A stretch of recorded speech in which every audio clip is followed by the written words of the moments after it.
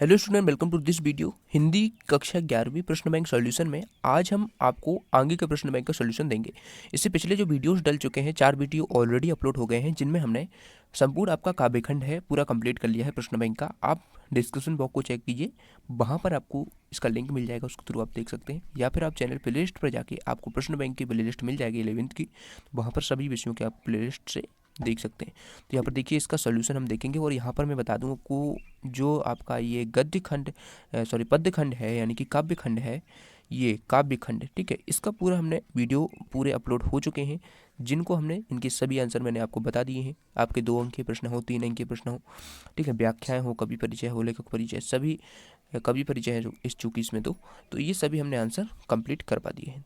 तो इसको आप जरूर देख लेना। आज हम इकाई 2 आपकी पूरी कंप्लीट करेंगे गद्य खंड की, ठीक है। तो इसी सिंगल वीडियो में पूरी गद्य खंड आपकी कंप्लीट हो जाएगी। उसके बाद अगले जो वीडियो आएगा उसमें विधान पूरा हम कंप्लीट कर लेंगे। तो देख सकते हैं यहाँ पर गद्य खंड में आपका इस प्रकार से 17 नंबर का आपको पूछे जाना है। 1 अंक के 6 प्रश्न होंगे, 2 अंक के 2। तो ये आपको पूरा देख लेना है, आपको प्रश्न बैंक मिल चुका होगा, ठीक है। तो चलिए इसको हम पूरा सॉल्व करते हैं। तो चूंकि इसके आंसर आपको पीछे दिए गए हैं, फिर भी मैं आपको पढ़ के बताता हूँ, क्योंकि आप पढ़कर सुनेंगे एक बार तो आपको ये याद हो जाएंगे, आपकी परीक्षा में आपसे बन जाएंगे। तो यहाँ पर देख सकते हैं पहला क्वेश्चन है, नमक का दारोगा कहानी का प्रकाशन वर्ष। तो 1914 में ये हुआ था। आदर्श उन्मुख यथार्थवाद को अपनी कहानी का आधार बनाने वाले कथाकार कौन है? तो ये आपके हो जाएंगे प्रेमचंद, ठीक है। तो इसका आंसर हो जाएगा आ वाला ऑप्शन, ठीक है। उसके बाद नमक की गाड़ियाँ जा रही थी, तो थर्ड क्वेश्चन हो जाएगा, इसका आंसर हो जाएगा कानपुर, ठीक है। तो इसमें कानपुर आंसर हो जाएगा। मियां नसीरुद्दीन शब्द चित्र कृष्णा सोबती के कौन से चित्र संग्रह से लिया गया है? तो चौथे प्रश्न का आंसर आपका सही आंसर हो जाएगा, यहाँ पर हो जाएगा हम हसमत, ठीक है। ये सा वाला ऑप्शन राइट आंसर हो जाएगा। मास्टर त्रिलोक सिंह ने धनराम को कितने का पहाड़ा याद करने के लिए दिया था? तो 13 का पहाड़ा दिया था, ठीक है। उसके बाद मन्नू भंडारी द्वारा रचित रजनी मूलतः क्या है? तो ये एक पटकथा है, ठीक है। तो इसका आंसर ये हो जाएंगे। सभी का आप स्क्रीनशॉट ले सकते हैं, या फिर उनको कॉपी में लिख सकते हैं। देखिए 7वें प्रश्न से आगे के हम देखते हैं। 7वें प्रश्न में आपसे पूछा है, जामुन के पेड़ के नीचे दबे व्यक्ति को सर्वप्रथम किसने देखा था? तो इसका आंसर हो जाएगा माली ने देखा था, ठीक है। तो माली इसका आंसर हो जाएगा। उसके बाद हिंदी का प्रथम उपन्यास कौन सा माना जाता है? तो परीक्षा गुरु, आप सबने पढ़ रखा होगा, परीक्षा गुरु को हिंदी का प्रथम उपन्यास माना जाता है। सरस्वती पत्रिका का प्रकाशन वर्ष हो जाएगा आपका 1900, ठीक है, सन 1900 हो जाएगा आंसर। उसके बाद 10वां प्रश्न है, जब लेखक स्वानुभूति एवं स्मृति के आधार पर किसी घटना या विशेष व्यक्ति विशेष का चित्रण करता है, तो रचना क्या कहलाती है? तो संस्मरण इसका आंसर हो जाएगा, ठीक है। उसके बाद रिपोर्टाज शब्द मूलतः कौन सी भाषा का है? तो ये आपका फ्रेंच भाषा का है। अब आपका 12वां प्रश्न बचा हुआ है। देखिए हिंदी में नाटक सम्राट कहा जाता है, तो यहाँ पर जयशंकर प्रसाद को, ठीक है। यहाँ पर कहानी सम्राट तो उपन्यास सम्राट प्रेमचंद को कहा जाता है, लेकिन नाटक सम्राट जयशंकर प्रसाद का हो, ठीक है। अब हम देखते हैं आपके रिक्त स्थान है, इनके पूरे आंसर हम देखते हैं। रिक्त स्थान में देखिए पहला क्वेश्चन है, डॉक्टर नगेंद्र ने खालिस्तान को पुनर्जागरण काल कहा है? तो इसका हो जाएगा आपका भारतेंदु युग, ठीक है। भारतेंदु युग आपको टिक कर लेना है। उसके बाद अंधेरी नगरी खालिस्तान की प्रसिद्ध रचना है, तो ये हो जाएगी भारतेंदु हरिश्चंद्र की। उसके बाद देखते हैं, खालिस्तान युग को हिंदी निबंध का स्वर्ण काल माना जाता है, तो यहाँ पर आ जाएगा आपका शुक्ल युग को, ठीक है। शुक्ल युग आंसर हो जाएगा। उसके बाद जिंदगी नामा प्रसिद्ध क्या है? तो ये आपका उपन्यास हो जाएगा। उसके बाद 5वां है, खालिस्तान को हिंदी कथा साहित्य का शिखर पुरुष माना जाता है, तो यहाँ पर प्रेमचंद आपका आंसर आ जाएगा, ठीक है। छठा प्रश्न है, यहाँ पर छठवें प्रश्न में पंडित आलूपुद्दीन का अखंड विश्वास किस पर था? तो इसमें लक्ष्मी पर आ जाएगा, ठीक है। मियां नसीरुद्दीन खालिस्तान किस्म की तो 56 किस्म की रोटी बनाने के लिए मशहूर थे। शेखा जोशी की कहानी खालिस्तान पर चिल्ड्रन फिल्म सोसाइटी द्वारा फिल्म का निर्माण किया गया, तो इस क्वेश्चन का आंसर आपका हो जाएगा दाज्यू, ठीक है। इसमें दाज्यू आंसर हो जाएगा। उसके बाद स्पीति में बारिश एक क्या है? तो ये आपका ये यात्रा वृतांत है, ठीक है, यात्रा वृतांत हो जाएगा। आपका बेटी मन्नू भंडारी का प्रसिद्ध है, तो ये आपका इसका आंसर हो जाएगा उपन्यास, ठीक है, उपन्यास आंसर हो जाएगा। जामुन के पेड़ के नीचे दबा व्यक्ति कौन था? तो ये आपका इसका शायर हो जाएगा, ठीक है। तो इस प्रकार से सभी आंसर हो जाएंगे। उसके बाद सत्य सत्य देख लेते हैं। सत्य सत्य में आपके देखिए पहला सत्य सत्य है, प्रेमचंद का कहानी संग्रह मानसरोवर 8 खंडों में विभक्त है, बिल्कुल सत्य आंसर ये आपका हो जाएगा, ठीक है। दूसरा क्वेश्चन है, न्याय के मैदान में धर्म और धन के बीच युद्ध ठन गया, तो ये भी सत्य हो जाएगा। उसके बाद से अगला है, स्पीति में साल में फसल होती है, तो ये भी सत्य हो जाएगा। संस्मरण स्मृति पर आधारित होता है, तो ये भी सत्य हो जाएगा, ठीक है। पांचवा प्रश्न है, एक पेड़ की याद शेखर जोशी का शब्द क्षेत्र है, ये भी सत्य हो जाएगा। छठवां प्रश्न, मियां नसीरुद्दीन में पंच हजारी अंदाज में सहलाया, तो ये भी सत्य हो जाएगा। सातवां प्रश्न, स्वयं के दैनिक जीवन प्रसंगों को नियमित रूप से लिखना आत्मकथा लेखन है, तो ये असत्य हो जाएगा। झूठा सच यशपाल का प्रसिद्ध उपन्यास है, तो ये आपका सत्य हो जाएगा।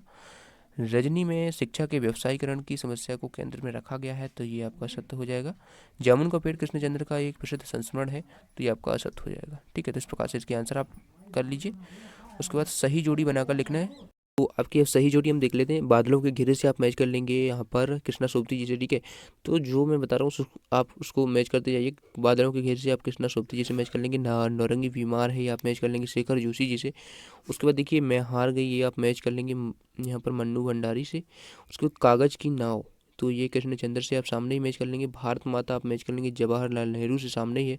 उसके बाद धर्म पर धन की जीत, ये आपका हो जाएगा आपका ये छठा प्रश्न। नमक का दारोगा यहाँ पर नीचे लिखा है, उससे आप मैच कर लेंगे। सरकारी व्यवस्था की संवेदन सुनता, ये आप यहाँ पर मैच कर लेंगे जामुन का पेड़, ठीक है, ये आपका जामुन का पेड़ हो जाएगा। उसके बाद देखिए अगला देखते हैं। छठवें प्रश्न का आपको ये वाला मैच करना है, ठीक है, छठवें वाला का ये मैच करना है। शिक्षा का व्यवसायीकरण से ये आप रजनी से मैच कर लेंगे, ये वाला हो जाएगा छा वाला। समय सरगम से मैच कर लेंगे, नाटक हो जाएगा, सामने लिखा है, बाकी सब आप सामने से मैच कर लेंगे, ठीक है। उसके बाद देखते हैं आपके एक शब्द या वाक्य में उत्तर का पहला क्वेश्चन है, बंशीधर ने किससे बैर मोल लिया, तो यहाँ पर हो जाएगा पंडित अलूपुद्दीन, ठीक है, जिसका आंसर पंडित अलूपुद्दीन आप लिखेंगे।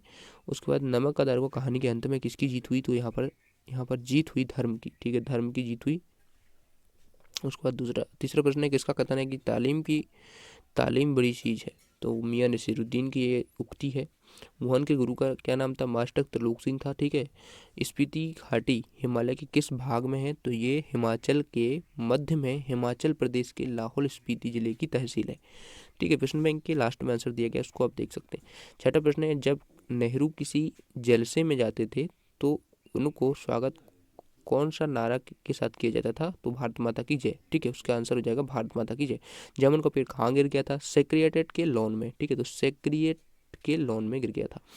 रजनी एकांकी का पात्र अमित सक्सेना कौन सी क्लास में पढ़ता था, तो कक्षा 7वीं में वो पढ़ता था, ठीक है, तो यहाँ पर कक्षा 7 आप लिख लेंगे। उसके बाद है रमेश मोहन को अपने साथ कहाँ ले जा रहा था, तो लखनऊ, इसका आंसर हो जाएगा। धनराम के पिता का व्यवसाय क्या था, लोहे के सामान बनाना, यानी कि लोहार का काम करना, ये इसका आंसर हो जाएगा। आप देखिए यहाँ पर आपके प्रश्न 30 शब्द में आपको लिखना है। 2 अंक के जो प्रश्न है इनके हम आंसर देखते हैं आपकी कॉपी में, ठीक है, तो ये प्रश्न आप देख लीजिए, यहाँ पर सभी प्रश्न है, इनके आंसर हम देखते हैं कॉपी में। उसके बाद यहाँ से आपका देखिए बितान आपका शुरू होगा, जो हम नेक्स्ट वीडियो में कवर करेंगे, तो यहाँ तक आपका इस वीडियो में कंप्लीट हो जाएगा, ठीक है। चलिए देखते हैं।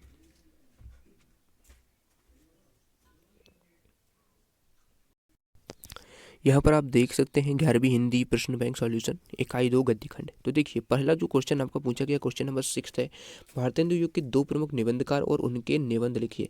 तो यहाँ पर इसका आंसर कुछ इस प्रकार से आपको लिख लेना है, इनका आंसर हो जाएगा।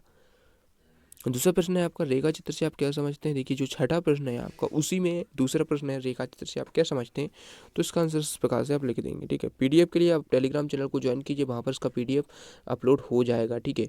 उसके बाद देखिए थर्ड प्रश्न है, रेखा चित्र और संस्मरण में अंतर आपको लिखना है, तो देखिए इसका अंतर इस प्रकार से आप लिख सकते हैं, यहाँ तक आपको पूरा लिख देना है। जीवनी और आत्मकथा में अंतर आपको लिखना है, तो जीवनी और आत्मकथा में अंतर इस प्रकार से आप लिखेंगे। जीवनी की देखिए वीडियो यदि आपको क्वालिटी साफ नहीं दिख रहा है, तो इसका क्वालिटी आप 720p पर कर लीजिए या फिर 480 पर कर लीजिए, ठीक है, तो आपको साफ दिखने लगे सभी अक्षर। तो यहाँ पर देख सकते हैं, इसको पूरा लिख लीजिए। कहानी उपन्यास में अंतर आपको इस प्रकार से लिख लेने। उसके बाद देखिए नाटक और एकांकी में अंतर आपको इस प्रकार से लिख लेना है। उसके बाद अगला प्रश्न है, बिरादरी का यही सहारा होता है, यह कथन किसने किससे कहा, तो इसका आंसर हो जाएगा बिरादरी का यही सहारा होता है, कथन मोहन के पिता बंशीधर ने युवक रमेश से कहा। उसके बाद देखिए 8वां प्रश्न है, किसान सामान्यतः भारत माता से क्या अर्थ लेते हैं, तो ये आपका क्वेश्चन हो गया, इसका आंसर इस प्रकार से आपको लिखना है, ठीक है। उसके बाद देखते हैं अगला प्रश्न आपका है, मियां नसीरुद्दीन को नानभाइयों का मसीहा क्यों कहा गया है, तो इसका आंसर इस प्रकार से आप लिख लेंगे, ठीक है। उसके बाद देखिए यहाँ पर आप देख सकते हैं जो 10वां प्रश्न आ गया है, पहले यहाँ पर कौन सा था, 8वां था।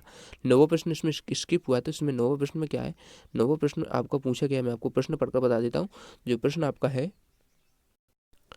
नौकरी के ओहदे की ओर ध्यान मत देना, यहाँ तो पीर की मजार है, यह कथन किसने कहा, किसने किससे कहा, ये प्रश्न पूछा गया। तो इसका आंसर आपको सिंपल सा लिख लेना है, बंशीधर के पिता ने बंशीधर से कहा, ठीक है। तो बंशीधर के वृद्ध पिता ने बंशीधर से कहा, तो ये आपको इसमें लिख लेना है 9वें प्रश्न में, ठीक है। बाकी इसमें कुछ नहीं लिखना है आपको, तो इसमें आप लिख सकते हैं, ठीक है। उसके बाद 10वां प्रश्न आपका मियां नसीरुद्दीन को नरवाइयों का मसीहा क्यों कहा जाता है, तो इसका आंसर इस प्रकार से आपको लिखना है। पूरा आंसर आपके यहाँ तक लिख लीजिए, ठीक है। उसके बाद देखते हैं आपके निम्नलिखित प्रश्नों के उत्तर 75% शब्दों में दीजिए। 7वां प्रश्न है आपका 3 अंक के जो प्रश्न है आपके, तो इसमें देखिए प्रश्न क्रमांक 7 में पहला जो प्रश्न है, प्रेमचंद अथवा कृष्णचंद्र का साहित्यिक परिचय आपको लिखना है। तो इसमें प्रेमचंद का लिख दिया है इसमें, ठीक है। तो प्रश्न आप कृष्णचंद्र का लिखना चाहें तो उसको भी आप लिख सकते हैं। तो इसमें हमने प्रेमचंद का आपको लिख दिया है। गोदन गबन की रचनाएं हो जाएंगी। भाषा आप इस प्रकार से लिख सकते हैं, शैली इस प्रकार से इनकी वर्णन कर सकते हैं, और साहित्य में स्थान आप इस प्रकार से लिख सकते हैं, ठीक है। उसको कृष्णा सोबती अथवा मन्नू भंडारी का इसमें पूछा गया है, तो हमने इसमें कृष्णा सोबती जी का लिख दिया है। तो इसको आप लिख लीजिए और इसको याद कर लीजिए वार्षिक परीक्षा के लिए। इन्हीं दो में से आपका एक ना एक पूछ लिया जाएगा आपके पेपर में, ठीक है। तो यहाँ पर आपको यदि साफ साफ नहीं दिख रहा है तो वीडियो की क्वालिटी बढ़ा लीजिए। यहाँ पर देख सकते हैं कृष्णा सोबती जी की भाषा समर्थ हिंदी में अनूठा है, ठीक है। भाषा की कृष्णा सोबती की भाषा समर्थ हिंदी में अनूठी है, क्योंकि उन्होंने भाषा को अपनी विलक्षण प्रतिभा से ताजगी और स्फूर्ति प्रदान की है। संस्कृतनिष्ठ शब्द एवं उर्दू के शब्द, पंजाबी की जिंदा दिली, यह सब उनकी रचनाओं में मौजूद है। तो इस प्रकार से इसको आप लिख सकते हैं। सूरजमुखी और दिलुनदनिस इनकी रचना हो जाएगी। उसके बाद शैली में आप लिख लेंगे इस प्रकार से। इस शैली का प्रयोग लेखिका ने किसी बात को स्पष्ट करने के लिए किया है, ठीक है। इस शैली का उपयोग लेखिका ने किसी बात को स्पष्ट करने के लिए किया है। विवरणात्मक जो शैली है। उसके बाद व्यंग्यात्मक शैली है। इस शैली का प्रयोग नारी की यौन कुंठाओं को व्यंग्यात्मक रूप से अभिव्यक्त किया है। उसके बाद कथोपकथन शैली में घटना या किसी बात को प्रभावशाली बनाने के लिए इसका प्रयोग किया है। उसके बाद साहित्य में स्थान इनका इस प्रकार से लिख देंगे, ठीक है। तो साहित्य में स्थान लिख लीजिए। कृष्णा सोबती जी एक श्रेष्ठ उपन्यासकार, निबंधकार, संस्मरणकार कृष्णा सोबती जी अपनी रचनाओं के कारण सदैव स्मरणीय रहेंगे। उसके बाद बाकी आप सब 8वां देख सकते हैं, ठीक है। ये आपके लेखकों का भी परिचय हो गया, ठीक है। यदि आप मन्नू भंडारी जी का लिखना चाहते हैं तो वो भी आप लिख सकते हैं, आपको आसानी से मिल जाएगा आपकी बुक में, ठीक है। उसके बाद पद्यांश का संदर्भ प्रसंग सहित व्याख्या करनी है। तो इसमें केवल देखिए, इसमें दूसरा वाला जो है पंडित अलाउद्दीन का, यहाँ पर लक्ष्मी जी पर अखंड विश्वास था, ये वाला हमने किया है, ठीक है। तो इसमें 2 प्रश्न छूटे हैं, नौकरी के ओहदे में ध्यान मत देना और दुनिया सोती थी पर दुनिया की जीभ जागती थी। तो इनके हम यदि आपको नहीं मिलते हैं तो आप अलग से बताइए, अलग से वीडियो बना देंगे, लेकिन पहले आप इसको आप लिख लीजिए, ठीक है। तो इसका आप इस प्रकार से लिख सकते हैं। तो आज आपका गद्य खंड का पूरा कंप्लीट सॉल्यूशन हमने देखा। विधान का भी जल्द से जल्द आएगा, ठीक है। और अन्य विषयों की चैनल प्लेलिस्ट पर आप विजिट करते रहिए, वहाँ पर अपलोड हो रहे हैं। टेलीग्राम के लिए मतलब टेलीग्राम चैनल को आप ज्वाइन कर लीजिए, वहाँ पर इसका PDF आपको मिल जाएगा। थैंक्स फॉर वॉचिंग, मिलते हैं नेक्स्ट वीडियो में।